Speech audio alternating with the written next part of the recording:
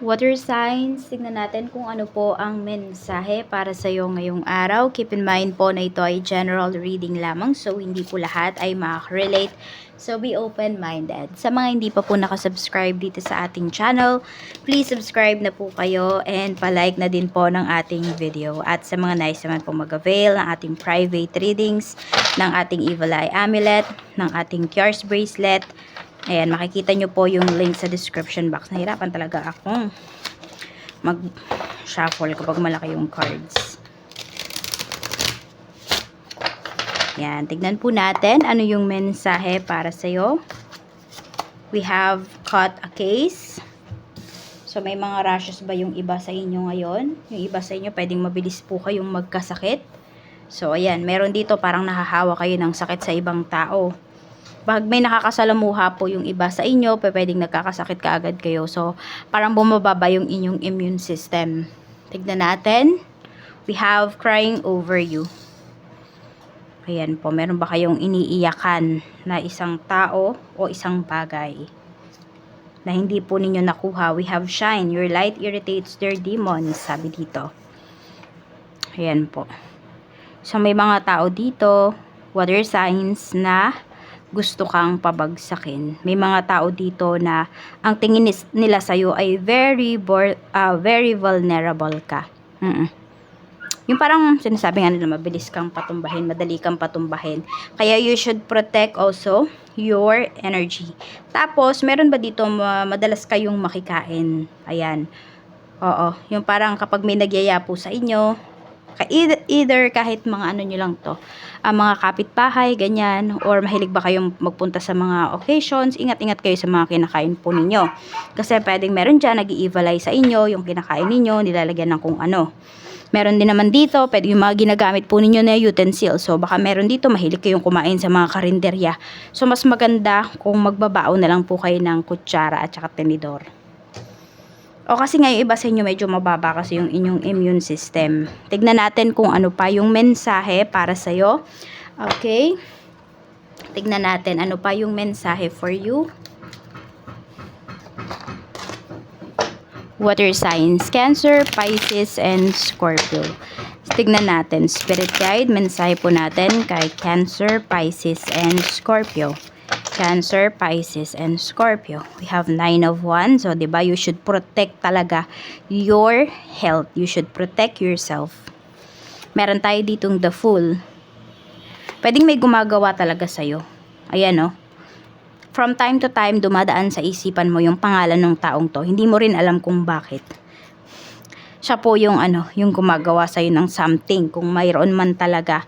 So, protect mo yung energy mo, protect mo yung sarili mo. Ayan, mag-focus ka sa sarili mo. Yun yung sinasabi dito.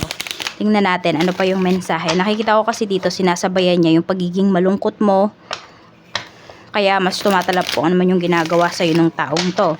Tingnan natin, ano pa yung mensahe pagdating naman po sa iyong family. Spirit guide, pagdating naman po sa family ni water signs, we have the Devil. We have Page of Pentacles. So, for some of you, pwedeng family members po ninyo yung gumagawa nito sa inyo. Ayan, could be your relatives. Okay? May mga tao dito na ayaw sa'yo. Or may mga tao dito na gusto ka nilang kontrolin. Kaya po nila yan ginagawa.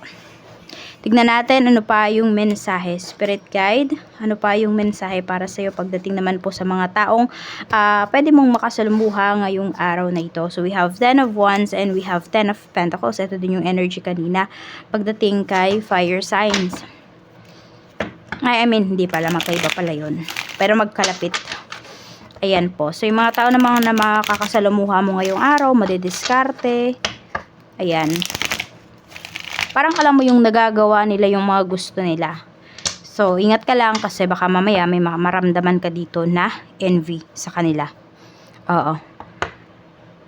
Yes, may mga tao dito. I mean, hindi ka naman dun sa tao na yun maiinggit eh. Yung sa mga nagagawa niya. Oo, hindi sa kanya mismo sa mga nagagawa niya. Yung mga bagay na nakukuha niya. Ayun. More on, pwede rin maging inspiration mo siya. Depende sa energy po ninyo kung saan ba kayo magfo-fall doon. Sa envy ba? Or sa inspiration? Magiging inspiration nyo ba yung tao na yun? Magkakaroon ba kayo ng hope? Tignan natin ano pa yung mensahe.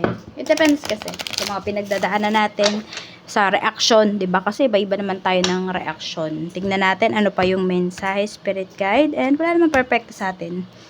Tignan natin ano pa ang mensahe. Ayan, may mga tao kasi dito, ayun o, makikita mo, pwedeng mag-grocery ba yung iba sa inyo ngayong araw, tapos makikita ninyo, ang dami-daming dala. Masasabi mo na, one day, ikaw din, 'di ba? Kapag nag-grocery ka, madami ka na ding madadala. Madami ka na ding mabibili. So, tignan natin ano pa yung mensahe. That's what I'm trying to say para sa inyo. Kasi, yun, yung iba sa inyo, kapag may mga sensitive tayo ng mga nasasabi, ay umiinit yung ulo ng iba sa inyo. Okay lang yun. Kasi kung hindi po para yun sa inyo, wag nyong wag nyong i-embrace, wag nyong i-absorb yung energy. Tignan natin ano pa yung mensahe pagdating naman po sa iyong love life. We have 4 of Swords. Mayroon tayo ditong Justice.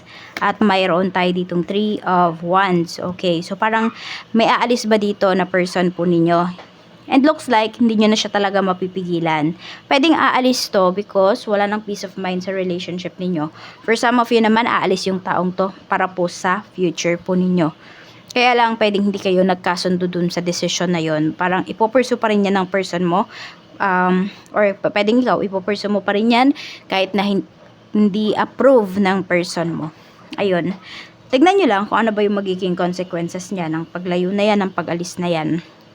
Kasi lahat naman ng ginagawa natin may consequences. Dapat lang maging ready tayo dun sa mga pwedeng mangyari. Tignan po natin pagdating naman sa kaperahan. Kamusta po ang kaperahan? Spirit guide. We have the Hierophant. Mayroon tayo ditong 10 of Cups. Pagdating po sa kaperahan yan. Ayan o. Pagdating sa kaperahan, napakaganda naman po ng energy dito. May pangamba lang yung iba sa inyo. Hindi ko alam kung meron kayong happy birthday nga po pala kay Cancer. Ayun. So yung iba po sa inyo, ito yata yung parang pagkakagastusan po ninyo at medyo nangangamba yung iba sa inyo kung makakapag-prepare ba kayo ng ng kahit konti pagdating dito po sa birthday ninyo. For some of you naman po, ayan po, pwedeng meron kayong pinaghahandaan dito. Oo. Kasi 10 of Cups eh. So may isi-celebrate yung iba sa inyo, not just birthday kasi si Cancer lang naman ang may birthday dito. Yan, pwedeng meron pala dito sa exam, pwedeng pumasa. So, pwede po na yan po yung inyong board exam, mga ganun, board exam, bar exam, civil service exam, yung mga ganun. Basta kung ano man yung exam na yan, pwede po na may pumasa dito, or lalabas na yung resulta, so maghahanda po yung iba. Tingnan natin kung ano pa yung mensahe. Spirit guide. Ano pa ang mensahe? Pagdating naman po sa trabaho. Sa trabaho, we have Ace of Swords. So, kung sino man yung naghahanap dito ng trabaho, ayan po, pwede po kayong ma-hire ngayong araw. Para naman po sa mga may current job natin, ang pinapakita po dito is magkakaroon na po kayo ng promotion. Or pwedeng salary increase ito.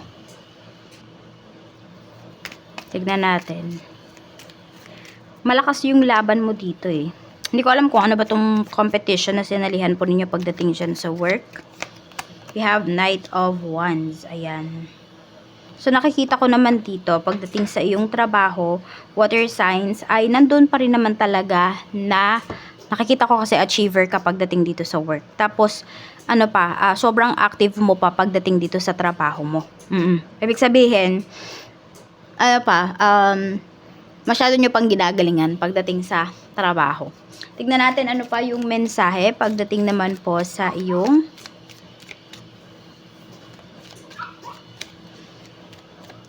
negosyo. We have 9 of Pentacles. So, ayan po, malaki po yung kikitain ninyo ngayong araw. Napakalaki ng possibility na kota kayo for today. Ayan nga, we have Queen of Pentacles. Ano pa, Spirit Guide? We have 4 of Cups. Yung iba sa inyo, medyo chill lang kayo. Pwedeng nakakota na kasi yung iba sa inyo pagdating sa inyong sales for this month. So, parang naghihintay na lang talaga kayo kung meron pang daragdag. Yun yung nakikita ko sa inyo dito, water signs. Ayan, pagdating sa inyong negosyo. Ayan po. Parang relax yung energy ninyo ngayon. Hindi kayo naghahabol. Tignan natin ano pa yung mensahe, spirit guide, mensahe pa po natin, blessings natin for water signs, Cancer, Pisces, and Scorpio. We have a blessing, ayan, a blessing for healing of injury or illness. So, meron dito pwedeng, mas tataas nga yung inyong immune system. So, alagaan nyo po talaga. Meron dito, makaka-recover na kayo kung ilang araw na kayong may sakit. Unti-unti po yan. You do some grounding. Makakatulong po yan sa inyo. Huwag lang kayo magstay sa bahay. Lumabas kayo, lumanghap kayo ng sariwang hangin, and maglakad kayo ng nakatapak sa lupa, sa damuhan. Pero mag-ingat lang kayo ha. Baka naman kayo ay matinik or what. Oo. Pero ayun, yun po yung gawin ninyo. Mag-grounding kayo para mawala yung mga stress ninyo. We have a blessing on your intuition. And also, follow your intuition. May mga tao po talaga dito na may ginagawa sa'yo. So, ayan, Haga tree for some of you. Kung ayaw nyo namang maglakad ng nakatapak, po kayo, you should hug a tree ngayong araw. So, 8 and 42, yan po yung iyong lucky numbers. Maraming salamat po. Mag-iingat ka always and more blessings to come.